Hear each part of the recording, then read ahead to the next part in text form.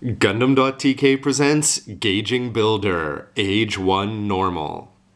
Hey, what's up again everybody? It's Robert184, 2 hours to views from GundamReviews.net, and even though I review plastic models in the Gunpla variety, I'm talking about the Master Grade Age-1 there. Every once in a while, especially with the Gundam Age line, the toy line, the Gage-ing Builder line, is an integral part, or so it would seem. So to go along with my review of the Age-2, I thought I'd take a look at the 1/100th Gundam Age-1 Normal. 2011 release to coincide with the start of the anime. And depending where you pick it up, the MSRP is 2,800 yen. With Gundam Age kicking off without a 1/100th non-grade line for seemingly the first time in 15 some years, or high grade at the time of course. Anyway, there was a void to be filled in the form of the 1/100 toys, and though I waited for the Master Grade, we didn't have to wait all that long for the Age-1 Normal to come out. It was the Age-2 that I didn't want to wait for the Master Grade, still no word when it's going to be released, hopefully late 2012 and not too much later. But because I will be wanting to get the Age-3 to go along with my collection, to have the Age-1 just seemed to make sense. In the box you can see that all-important scale up there to go along with the detaching limbs, and as you move down, yes, they're saying go play it in the supermarket with some pretty cool cover art there, and GB as the grade. Here's the name bar on the top, and 15 points of articulation is the big selling point. To the side where they're saying you can swap the wares on and off, and that meant when the Age-1 Normal came out it was the only wear until the Titus and Sparrow joined it. And you can see them depicted down below, and remember that a lot of these are interchangeable with the second generation and probably beyond.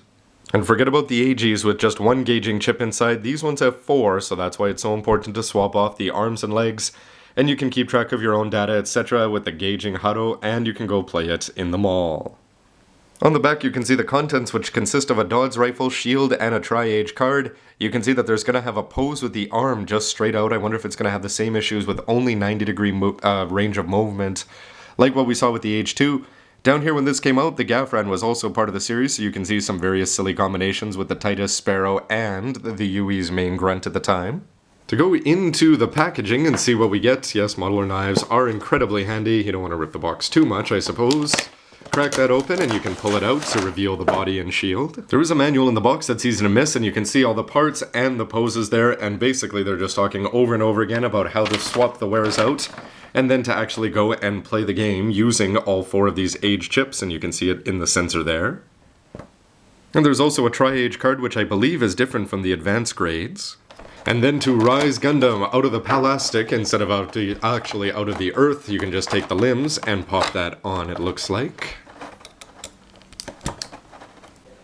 When he has risen, I'd say that the proportions are looking pretty good, although it's very old school, and of course that should be based on its influence by the RX-78-2. It does look a little bit squarer, certainly, than its Master Grade counterpart, and you can see that it's got pretty decent paint applications, although the lack of lining and those little tick marks that we've seen with the 1/100th model that's come out since are certainly missing. One thing that you really won't like, though, is the fact that you're going to have those screws sticking out all over the place, and the fact that there's seam lines right down the middle of even things like that, where you've got the black part on the knees.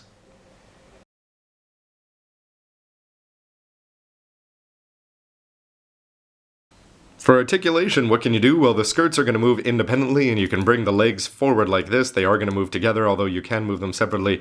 You'll notice that they click sometimes, but you can also move them like that. For the side skirts, these are hardly going to move up out of the way, so you're going to get up like that, but you'd probably have problems if you try to go much further. The knees are going to give you a nice click and almost a 180 down there, and then for the ankles, these are just on a ball joint, so no click mechanism whatsoever. The upper body is going to rotate all the way around, it looks like there, and for the shoulders, you're not going to have any fancy moving parts up there, but you can see that the arms are going to be on that 90-degree pivot. You can put them in between, but they're going to want to go back to their natural position. For the elbows, you can bend them up like this, so nothing more than a 90, and they're not going to go back at all. And the wrists are just on a ball joint, it looks like down there, and as for the head, 1 point of articulation, so you expect it to pivot and go up and down slightly. The old school Dodds rifle isn't going to have any color apps to it except for that green part there, but it is not even going to have one back there, as we're familiar with. I think even the high grade has that. You can rotate this all the way around though if you choose. You are going to have that ugly little thing there though, and if you turn it this way you can actually pop this part out and go for 2 hands.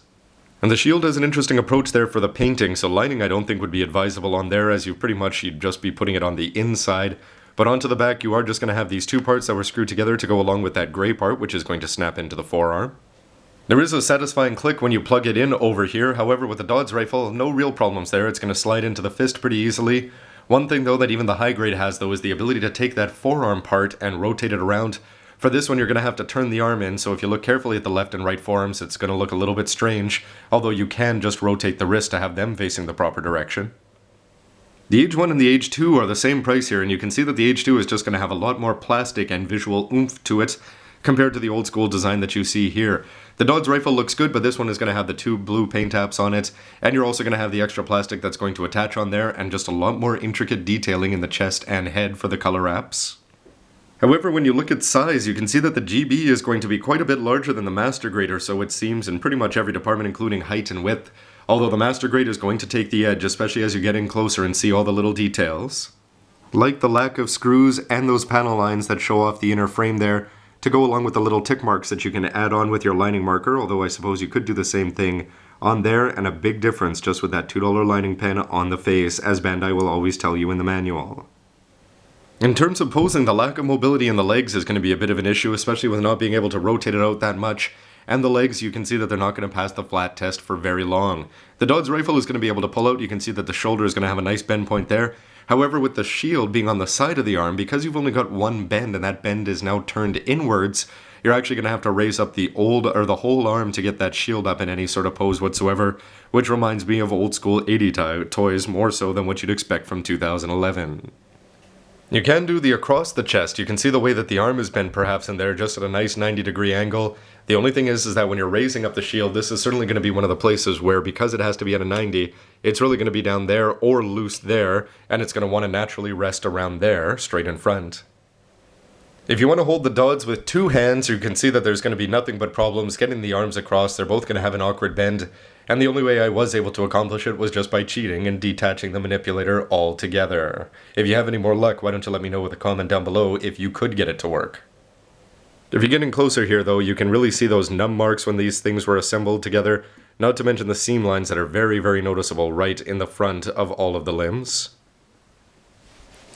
With all of the above leading me to a verdict of this is something that I probably shouldn't have bought after getting the Master Grade. It was meant to be purchased before as a fill-in, and I guess if you want to go play the game, which again I'm not a big fan of.